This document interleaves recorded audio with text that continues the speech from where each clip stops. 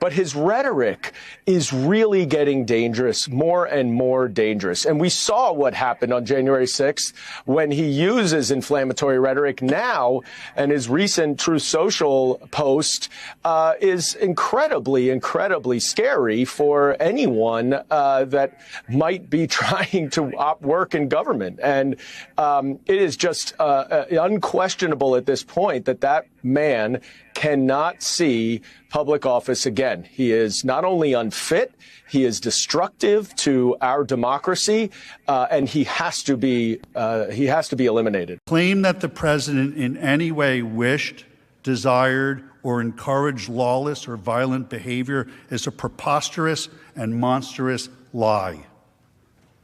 In fact, the first two messages the president sent via Twitter once the incursion of the Capitol began were, "Stay peaceful and no violence, because we are the party of law and order." The gathering on January 6th was supposed to be a peaceful event. Make no mistake about that. And the overwhelming majority of those in attendance remained peaceful. As everyone knows, the president had spoken at hundreds of large rallies across the country over the past 5 years.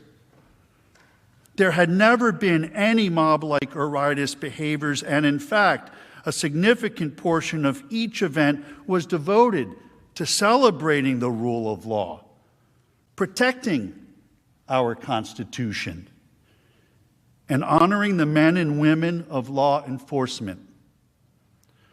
Contrast the president's repeated condemnations of violence with the rhetoric from his opponents. I am your president of law and order and an ally of all peaceful protesters. The vast majority of the protests have been peaceful. Republicans stand for law and order, and we stand for justice. I just don't even know why there aren't uprisings all over the country, and maybe there will be. My administration will always stand against violence, mayhem, and disorder. There needs to be unrest in the streets for as long as there's unrest in our lives. I stand with the heroes of law enforcement. And you push back on them, and you tell them they're not welcome anymore, anywhere. We will never defund our police. Together, we will ensure that America is a nation of law and order. We were in high school, I'd take him behind the gym and beat the hell out of him. But I think you need to go back and punch him in the face. Feel like punching him. We just want law and order. Everybody wants that.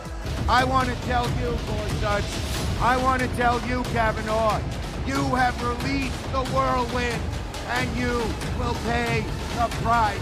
We want law and order. We have to have law and order. Show me where it says that protests are supposed to be polite and peaceful. We believe in safe streets, secure communities, and we believe in law and order. I just don't even know why there aren't uprisings all over the country, and maybe there will be. People need to start taking to the streets. This is a dictator. Enemies of the state. Show me where it says that protests are supposed to be polite and peaceful.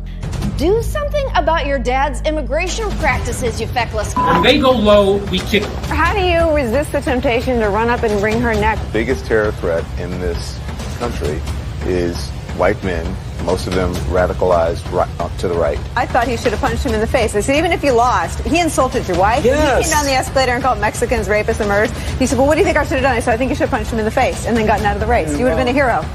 I'd like to punch him in the face. I said if we were in high school, I'd take him behind the gym and beat the hell out of him. Punch some people in the face! When was the last time an actor assassinated a president? They're still going to have to go out and put a bullet in Donald Trump, and that's a fact. Look as his character is stabbed to death. Where is John Wilkes Booth when you need him? I have thought an awful lot about blowing up the White House.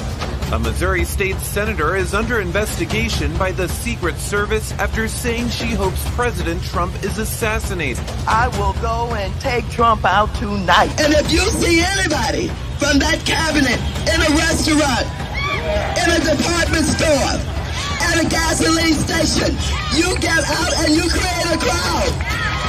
And you push back on them. And you tell them they're not welcome And sadly, the domestic enemies to our voting system and our honoring our Constitution are right at 1600 Pennsylvania Avenue. They're not going to stop before Election Day in November, and they're not going to stop after Election Day. And that should be, everyone should take note of that on both levels, that this isn't, they're not going to let up, and they should not. If you think we're rallying now, you ain't seen nothing yet.